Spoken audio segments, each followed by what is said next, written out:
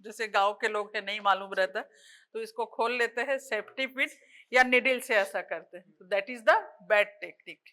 उससे क्या होगा, तुम बाहर से जो ऑर्गेनिज्म है तुम कंटामिनेट करके उसको आई ड्रॉप्स को इन्फेक्टेड कर दिए। तो अगर उस आई ड्रॉप्स को तुम न्यू खरीद के लेके आए हो, पर अगर उस टेक्निक से डाल रहे हो तो चोक पे और प्रॉब्लम हो जाएगा, इन्फेक्शन हो जाएगा। फिर इसको टिप को टच नहीं करना है, पहले हाथ अच्छे से वॉश करके आना है, ठीक है। फिर इधर इधर इधर घूम जाओ, ये देखो, पेशेंट को सामने देखने को बोलो, जैसे आई ड्रॉप्स डालना है पेशेंट को बोलो ऊपर देखो, ऊपर देखने के बाद बहुत ऊपर से भी नहीं डालना है, एकदम टच भी नहीं करना है, यहां से ऐसे करके बंद करो, हो गया। और only 1 drop is sufficient at a time, समझ रहे। अगर तुम सोचोगे कि 2-3 ड्रॉप्स दे देने से अच्छा हो जाएगा, तो जो कंजक्टाइवल सेक की कैपेसिटी होती है वो ओनली 1 ड्रॉप की होती है। अगर उससे तुम ज्यादा डालोगे तो आई क्लोज करेगा तो वैसे ही बाहर आ जाएगा। अब देखो इस आई में डालना है तो ऊपर को ऐसे खींच के ऐसे डालते हैं, ऐसा नहीं डालना है, only pull the lower lid, patient को अपर को देखने को बोलो, ये हो गया। तो ये है इंस्टॉलेशन ऑफ आई ड्रॉप्स।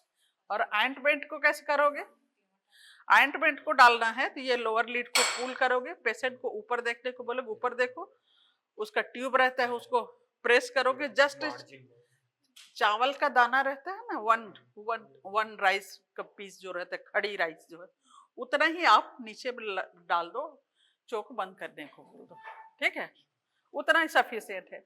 और अगर कंजक्टिवाइटिस से ज्यादा प्रॉब्लम है, जैसे स्टिकीनेस हो रहा है, आई में दोनों लीड अडेयर कर जा रहा है एक दूसरे से, तो उसमें पेशेंट्स को ऊपर को देखने को बोलो, और यहाँ से ये नीचे में डालोगे है ऑइंटमेंट, यहाँ से लेके हाथ और यहाँ कट कर दोगे उसको, फिर बाद में हाथ से ऐसे ऐसे नहीं करना है। फिर पेशेंट को चोक बंद करने के लिए बोलोगे तो वो ऑटोमेटिकली ऑइंटमेंट आग के अंदर चला जाएगा, ठीक है। और कुछ लोग क्या करते हैं, चोक बंद करो, ऑइंटमेंट को यहाँ ऊपर में लगा देते हैं समझ रहे। अब बोलोगे तुमने तो लिख दिया है आई ड्रॉप्स ऑइंटमेंट, तो पर करेक्ट टेक्निक आना चाहिए, how to instil the eye drops and how to apply the ointment, हो गया। अब उसके बाद मान लो पेशेंट को ब्लेफराइटिस है, चोक बंद करो, ब्लेफराइटिस है तो तुमको लीड मार्जिन में इंफेक्शन होगा, तो उसमें तुम ऑइंटमेंट डालोगे तो उसको क्या करते हैं, इस लीड मार्जिन अंदर भी डालोगे और लीड मार्जिन के ऊपर भी डाल के उसको रब कर दोगे, तो ये जो हेयर रूट जहां से निकला हुआ है, main infection is there in blepharitis, blepharitis is the inflammation of lid margin, तो वहां पर ऑइंटमेंट लगाओगे और आई के अंदर आई ड्रॉप्स डालोगे, तो अंदर से भी उसको आई ड्रॉप्स मिल रहा है और लोकली ऑइंटमेंट का भी इफेक्ट हो रहा है। तो दिस इज द टेक्निक, समझ के। आई ड्रॉप्स के बारे में ये सब नहीं जानते थे ना, अब जान गए। और कई लोग ऐसे, अब इसको पकड़ के कहीं पर भी ऐसी नहीं रख दो, कि इसको किसी अच्छे जगह पे रखना चाहिए। अब मान लो ये आई ड्रॉप्स एक बार खुल गया है, अगर इसको लगा रहे हो तो 1 मंथ तक इसी को लगाओगे, पर एक बार खुल के ऐसी खिड़की उड़की के पास पड़ा है कहीं पर भी रख दिए, कुछ दिन बाद फिर चोक में प्रॉब्लम हो तो फिर उसी को जाके लगाना ये सही नहीं है। क्यों? क्योंकि ये तो कंटामिनेट हो गया ना, धूल धक्कड़ गंदगी सब इसमें आ करके।